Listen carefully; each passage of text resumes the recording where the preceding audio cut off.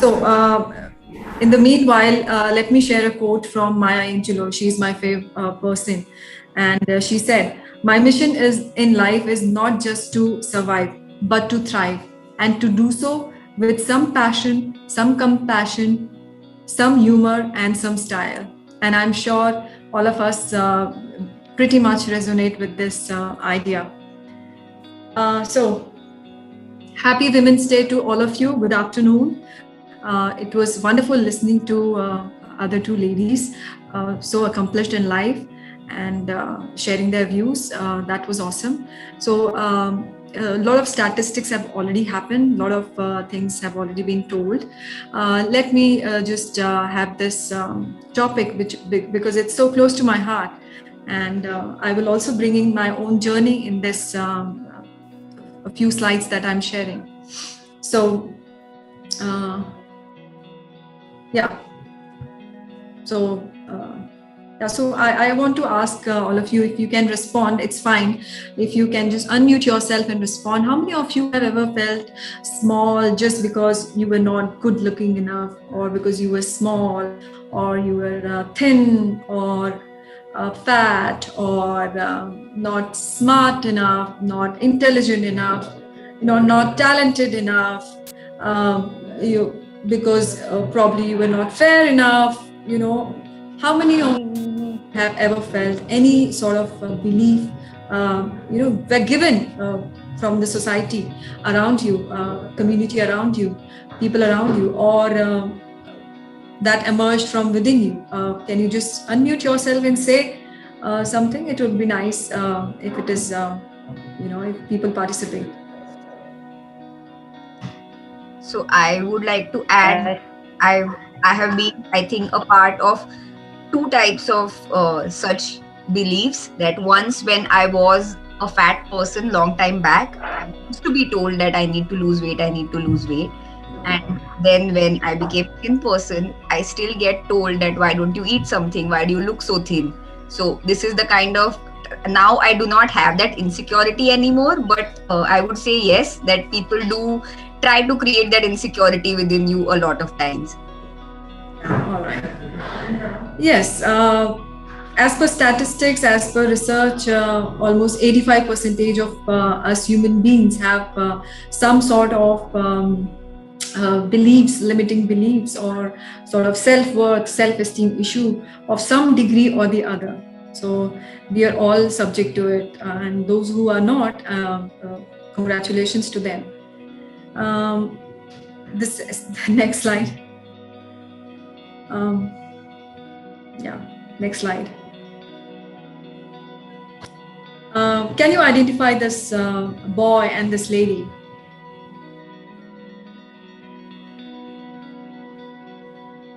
Any guesses, please? Yeah, so this is Thomas Alva Edison, and that's his mother, Maria. Now why do I have in front of Edison's pic? Why do I have? Why did I share this pic? Because let me share a story with you all. Edison was 9 or 10 years old, and he was in a school, and one day he comes home with a paper and he says, "Mother, my teacher has given this paper and she asked to give it to you." And she takes that paper and she opens it, and there are tears in her eyes, and she reads it to her son, that your son is a genius, and we don't have enough infrastructure and enough trained staff to handle him, or to teach him. So you can teach him at home. However, what the letter actually read was that your child is mentally ill. The child is mentally ill. We just cannot teach him. You can teach him at home.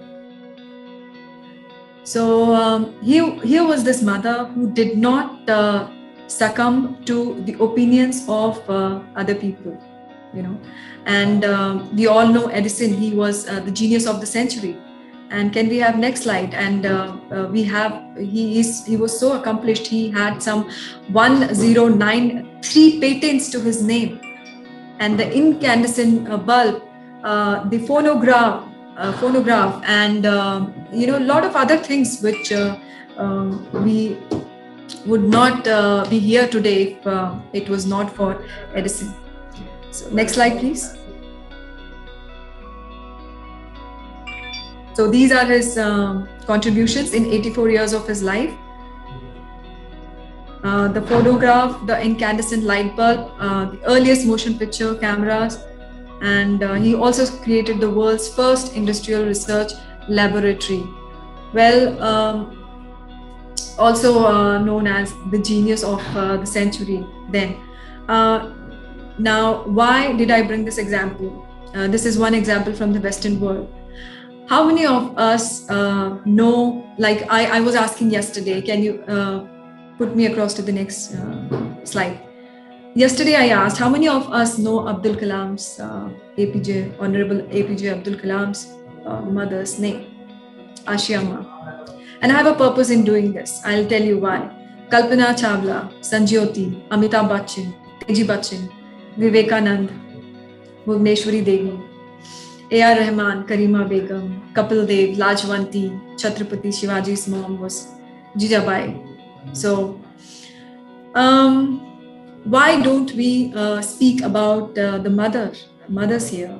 We only see what is in front, and in the front are these highly accomplished people here, world-renowned people with their unique accomplishments in life. So mothers are someone. Can you take it ahead, Sainath? Or if you can make me host, Sainath, that would be great. I can. That would be slightly difficult. You tell me, I'll keep moving. All right. Previous. Yeah. So whenever people say, I'm just a mother, I'm just a housewife, I'm just a humble, also in our country, whenever we speak of teachers, I'm just a humble teacher. But it is only these people, the mothers, the teachers, and the housewives who are the background people, who are doing the maximum work, who maybe are sacrificing their own gifts and talents just to see their children succeed in life, just to see their family succeed, family do well financially and otherwise. So this is the role of women. So let's not forget what women can do, what women as mothers can do, and let's not isolate mothers and diminish their importance in this world. But just going on talking about career and jobs and things like that. So there's another story that I want to share of a girl in rural India. So we are 69% of us in rural India, and only 30% in the cities and towns. The rest of it is quite rural. So let's speak about those 30% of 70% of people, of women who are there. As per UN's report, the 3 areas wherein women need to be supported is health, education, and finance. So health, we know, the skewed,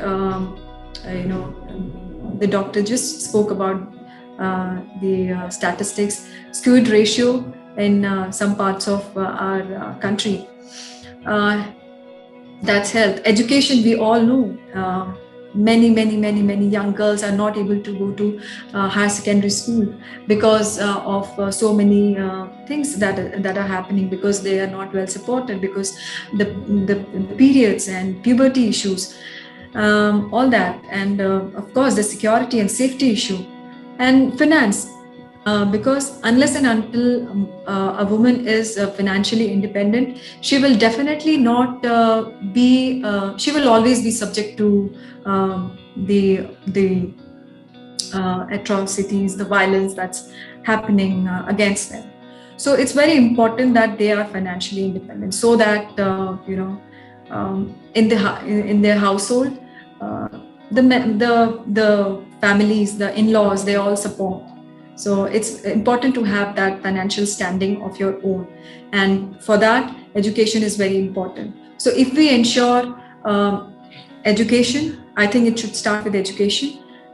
We will definitely ensure their financial income, financial independence. Yeah. So that said, also there's another statistics again from global gender equality gap. This is one study which was done. Out of 153 countries, I think India ranked 113. But let's not compare it with let's not compare and say that okay, India is like this and like that, and it's very backward and regressive and things like that. Even the most developed countries some of the most developed countries are behind India in this gender equality gap. If we are 133, there are a few more who are behind us, including Japan. So that is an issue which is prevalent globally. Women all across the world are fighting their own, fighting for their own rights, fighting for equal pay, and so many things there. So I was talking about this girl from the rural India, and there were 4 girls, and their parents were ostracized just because just because the family did not have a male child to inherit the family property or to carry forward the legacy of the family.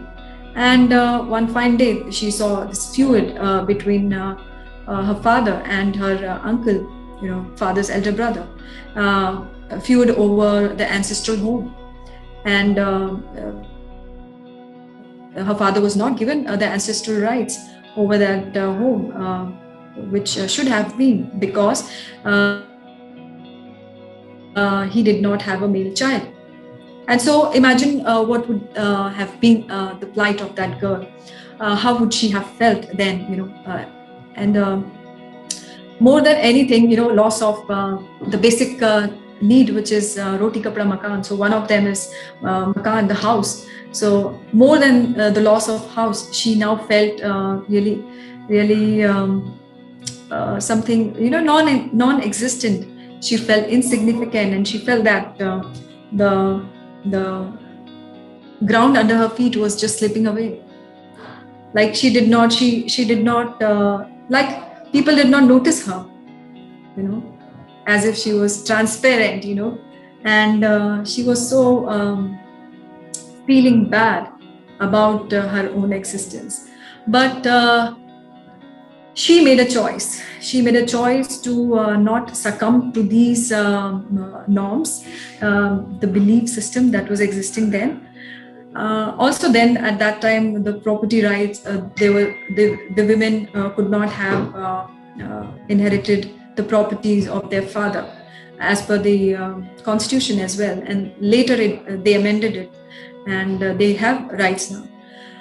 But then it wasn't there, and so she made a resolve that she cannot do anything, although she wanted to do something, but she couldn't do. All she could do was just focus on what she can do, and the best she could do was, when she was 13 years old, the best she could do was take all the opportunities that were existing for her to educate herself, to shine, to shape her personality.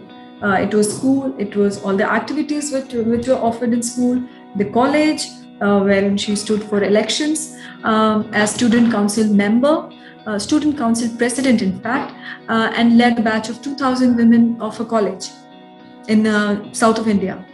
And as an NCC cadet, she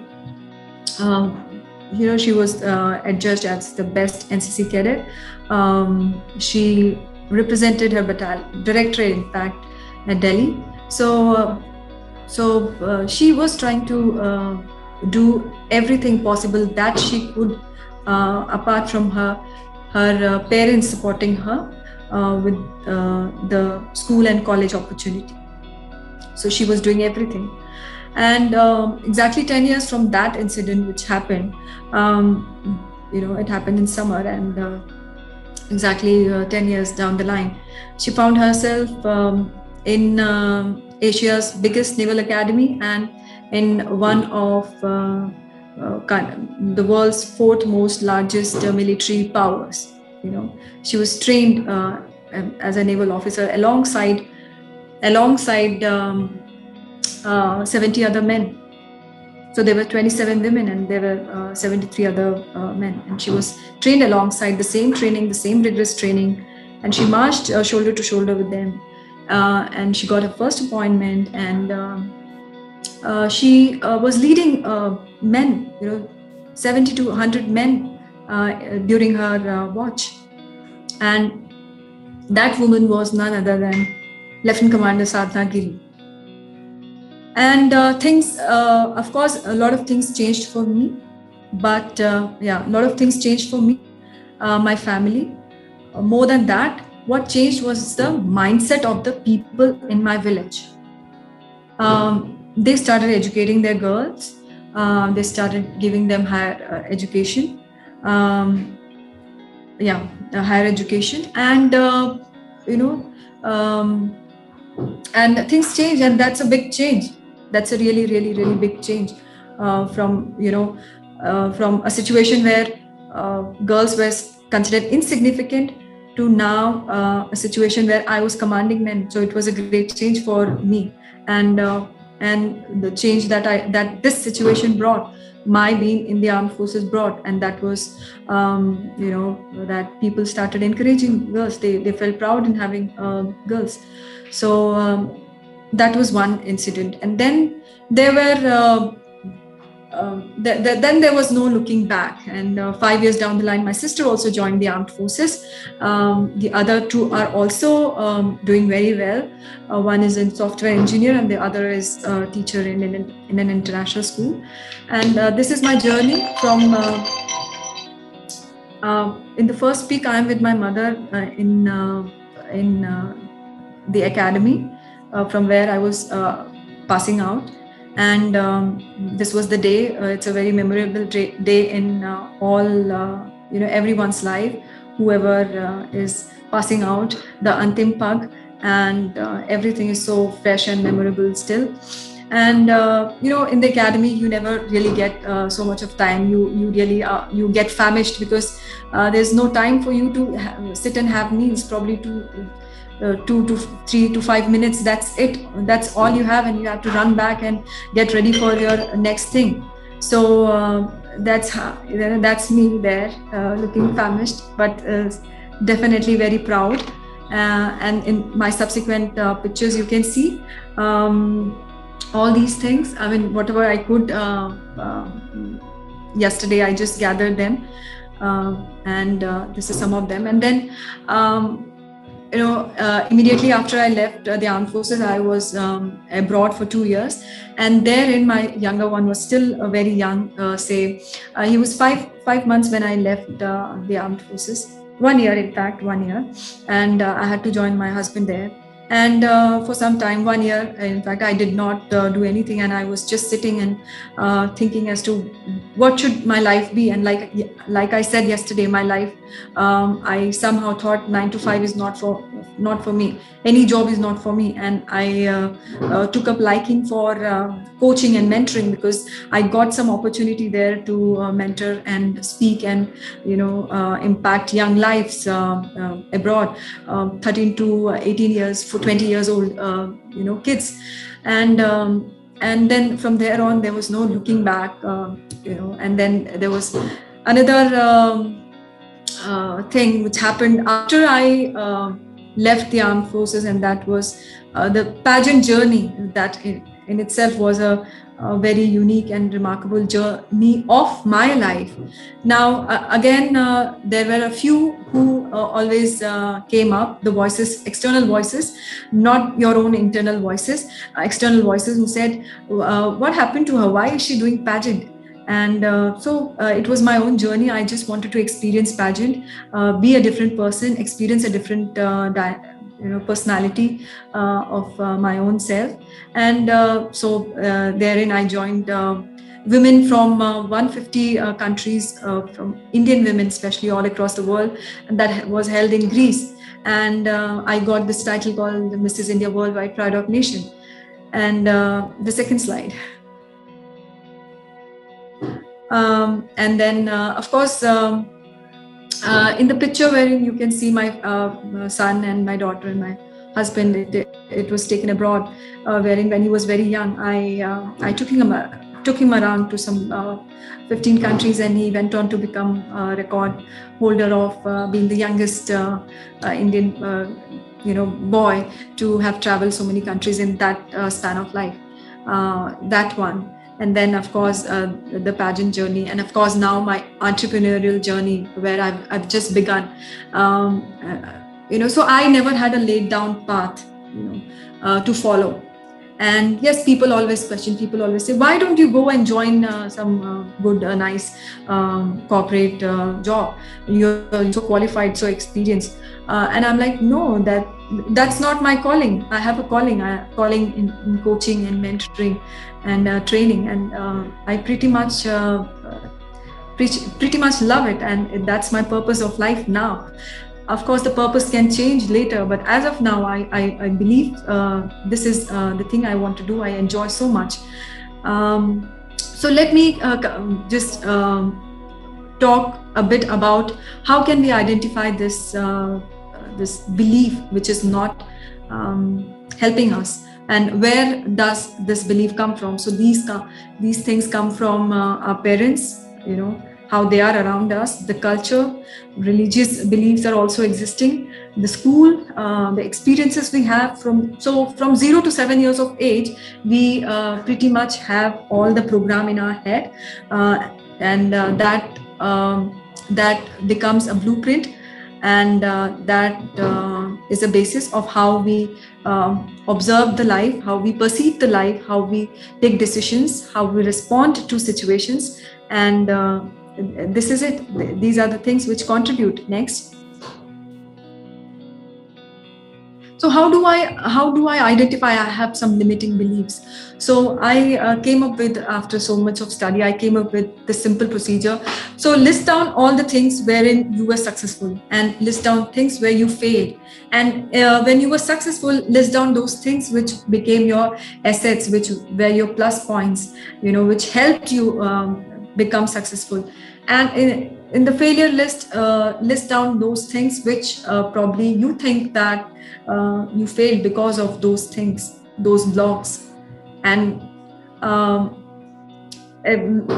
number of times it is that those things, those blocks which you write, those obstacles, hurdles that you can mention, they are your limiting beliefs. They are your limiting beliefs. They are blocking you, and you are supposed to get rid of them as soon as possible. As soon as possible, because all these conditionings, they just don't let us be who we are meant to be. They don't let us become the best version of ourselves. Next step. Next slide, please. Yeah. So how the simplest thing that we can do to enhance our self-confidence and get rid of these limiting beliefs, especially women, because it's what to say. It's so easy for mind to think negative, and mind is a thinking machine. It thinks say 50 thoughts in a minute, and maybe 70 to 90 thoughts in a span of 24 hours. And if we are programmed to think negative, then life's outcome will not be positive. So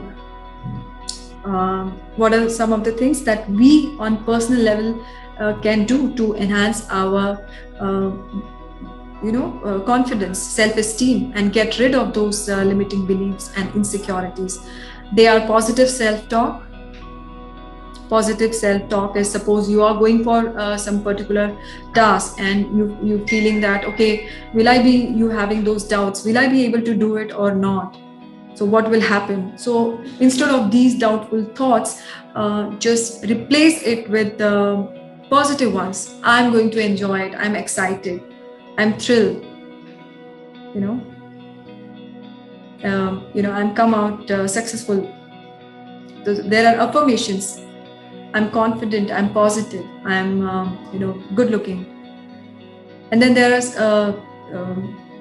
self-hypnosis. Again, it's a very simple process. You have lots of apps these days wherein you have positive affirmations, positive affirmative sentences, which are always in present and always positive. The affirmation sentences will never be I will be confident. No, I am confident. So frame those kind of sentences in positive and in present tense, not in the future or in past tense. Next, and what getting rid of the belief system, the limiting beliefs, insecurities does to humans.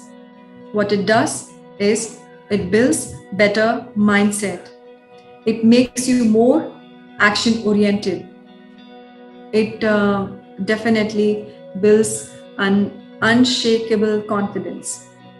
You realize all your dreams, whatever you've thought of, and you're definitely content and fulfilled in your life when you don't have these beliefs, So this is very important.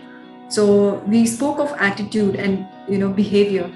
So that is another aspect wherein one needs to put in personal effort.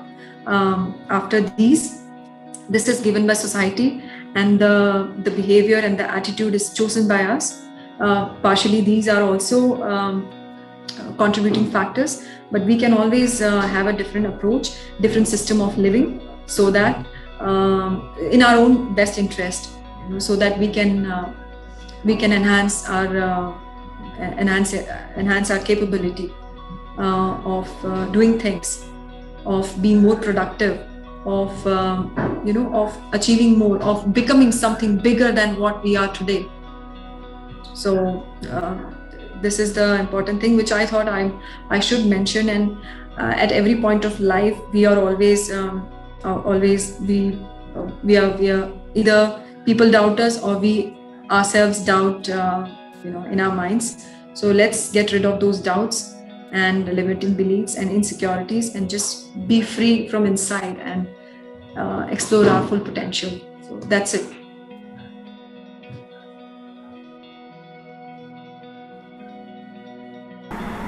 Thank you so much, ma'am. Thank you for taking us on a journey. And it was really beautiful to see all the pictures, and really enjoyed the story the way you explained it to us. Thank you so much. So moving on, let's start. I have a question for Sadhana. Sorry. Yes, sure. So listen, you talked about all these beautiful women who,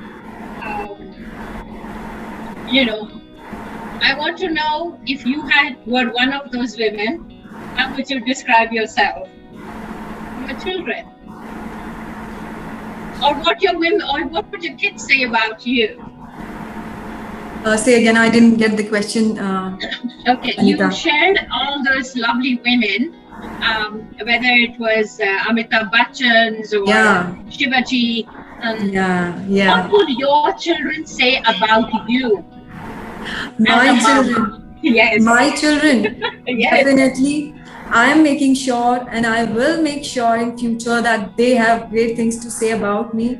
I'm definitely,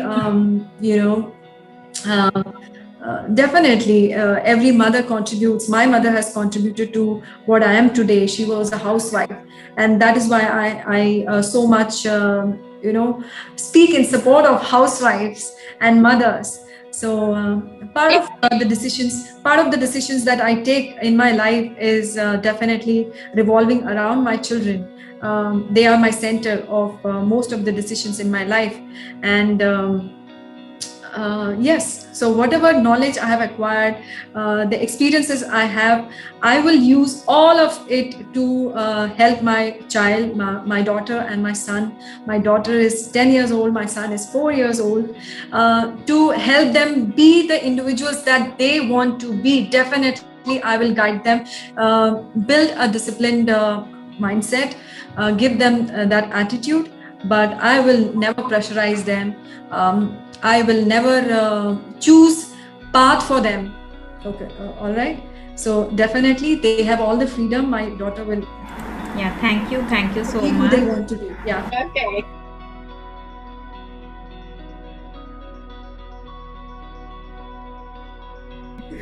Be it armed forces or any career, if you don't have support from your family, your spouse or your in-laws or your parents, maybe, I mean, now we are, we belong to that generation where maybe some of our mothers are not working, and maybe when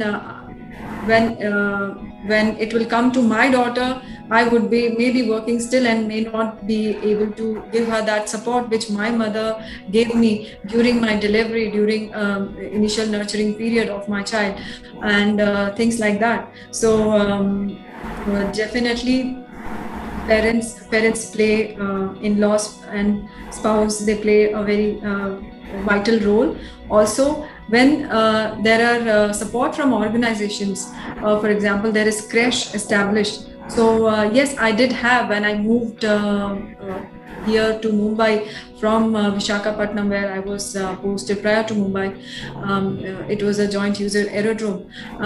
Over here, we did have creche, and I so thank the organization for that facility, that I was able to discharge my duties, and I was more productive.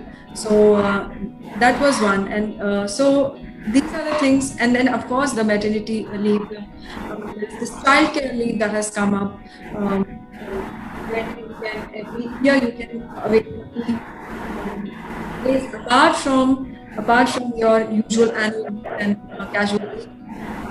So that's another way of government's way of supporting women working force there.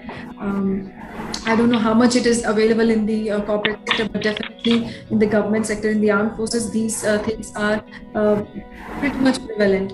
And yeah. So I'm sure there are laws now wherein women,